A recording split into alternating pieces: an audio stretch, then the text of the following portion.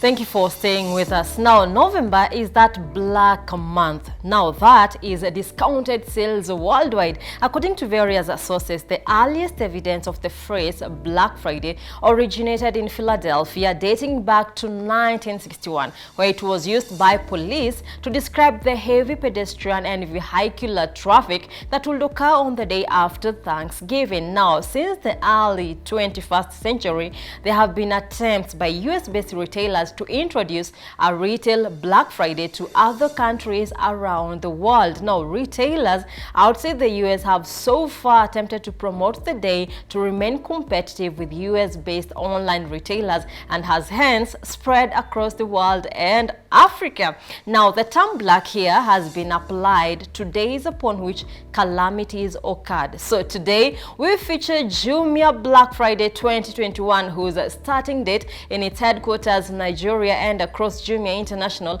officially announced takes place from the 5th to the 30th of November, the whole of this month, November 2021. And today, we focus on Jumia's Kenyan market and Kenyans' online buying culture. Sam Chapate, CEO Jumia, thank you so much for joining us.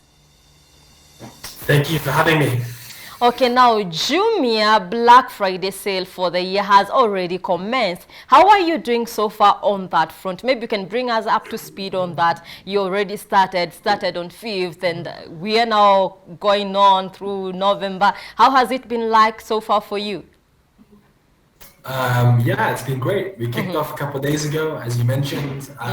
It was building up for a couple of weeks, a lot of hard work from everyone to pull it together, and it's been great. Customers have been reacting with really dynamically. We've had tons and tons of orders, more orders than we've had for many years. That's for sure.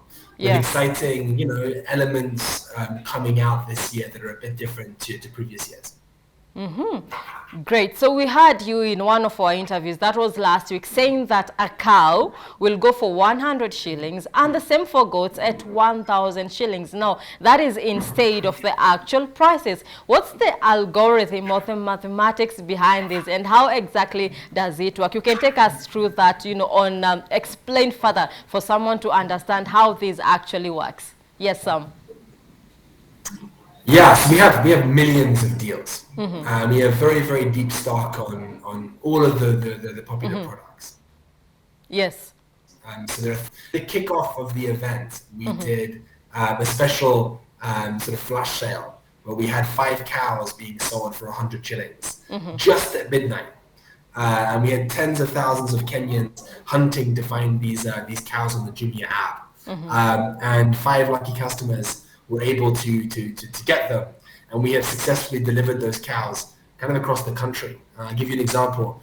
Josfat, one of our customers for many years, from Endarasha in Nyeri, was lucky enough to get one of these cows, and we delivered to Josfat over the last couple of days, which was quite fun. Okay, and also maybe you can expound on how it works, like the payment and everything. You can expound on the back end of that. Yeah, I mean, it's like a normal order. So when you go to Jumia, if you want to shop on the Jumia Black Friday, you download the Jumia app, or you go to the mobile website, you pick the products that you want, and you can either choose to pay cash on delivery or to pay prepayment, to pay online with, for example, with M-Pesa.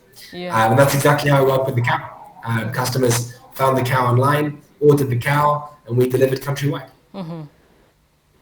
Great. And Sam, so far you have been in various countries, you have been in the frontiers market worldwide, but so far, how can you describe the Kenyan space? How are we looking like on that space? What is our culture like when it comes to, buying online? Yeah, I think there are many similarities. So, for example, across most African markets, it's very much the early days of e-commerce still. There's a long way to go, and that's very exciting. There's a huge number of jobs that are going to be created from the e-commerce industry in the years ahead across the continent. The differences are probably, some things. Like, so for example, Kenya pays online digitally more than other markets, right? Because M-Pesa is so prevalent. across Kenya. There is quite a lot of local manufacturing in Kenya compared to some of the markets. And so the goods that you find on the platform, many of them originate in Kenya, are manufactured in Kenya, which is great and which is not always the case in other markets.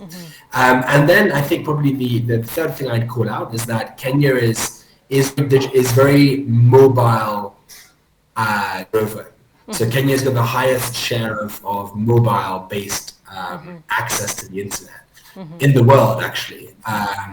And so a lot of people have access to the internet. Not enough of them can afford to use the internet on a daily basis yet here in Kenya. But yeah, we see a lot of digital uptake in Kenya. And with that, a percentage when it comes to mobile usage and also being a little bit tech savvy, how can we compare the Kenyan market to these other markets that you are in? You are in Ghana, Cameroon, Senegal. How can you compare these markets to Kenya? I mean, versus the ones you called out, I mean, Kenya is a bigger e-commerce market by some way. You know, Kenya is amongst the largest e-commerce markets on the continent. We've called this out in our latest report. You know, Nairobi is one of the biggest e-commerce cities in the continent. So yeah, Kenya is punching above its weight in relative terms to the rest of the continent. But I would emphasize that it's still very early days. You know, the share of retail that's happening online in Kenya is still very low, and it's only going to go one way. And yeah, so that's why these events like Black Friday are so exciting, because it's a great opportunity to bring new users into buying online, which is great for them. They get great deals. They start to learn a new service, but also great for the economy because it means more business for SMEs, and that in turn means more jobs. Great. And how can you say Jumia has contributed to the growth of the SME sector in the country? For example, when I come onto Jumia, I'll probably get people who are selling stuff from outside. But how are you growing or looking forward to growth the local SMEs, the local manufacturers? For example, if I have my own products, can I still sell on Jumia? Does it work like the rest who are, you know, you're getting their products internationally or from outside the country? I mean, I can tell you that Jumia is very largely a platform for local sellers. We have something like 10, 11,000 sellers in Kenya. 95% of those sellers are in Kenya. Yeah. So our Kenyan businesses, our Kenyans. What's really exciting is that over 50% of our sellers are female entrepreneurs or female-owned businesses as well. So e-commerce is a great channel for equal access for entrepreneurs to launch a business online and to access customers all over the country. And that's the job that we play. You know, we are a platform for Kenya's SMEs and for people all over the country that want to sell. And they sign up online, they go to the website, it's very easy, there's no cost to sign up. You get free training, free access, and you only pay commissions or fees when you actually sell. Great. Yes, I mean, so far I can say we have had substantial increase when it comes to the mergers and acquisitions in the country. But from where you sit, how can we become better, especially for the private entities in the country, you know, in our frontier markets, and also some of the challenges and opportunities that are there in this market, the Kenyan market so far? I think there are tons of opportunities for private sector businesses. And I'm personally like a believer in the positive impact that the private sector can have on society. I think what's important for the private sector to flourish and to have that impact on society, what the private sector needs is, number one, stability of business environment. And there needs to be rules, they need to be evenly and fairly applied. Those rules need to be defined in collaboration with private sector stakeholders. That's really important because we as private sector actors need to be able to project long term if we're going to have impact and create a lot of jobs. And then the second thing I'd say is that I think what can be really helpful and very powerful for Kenya is to define big strategic priorities. As the government has done in the past, but to do so at a sector level, to support the sectors that have the biggest impact on society, the biggest impact on job creation, and to be willing to put in place, levers of support for those industries. And that's the kind of thing that can make Kenya, a sort of Silicon Savannah digital hub for the continent and globally, and build off the good work that's been done to date. Great. And also now, as we wrap up, Mr. Sam, maybe what more can Kenyans expect or should expect from the Jumia Black Friday sale?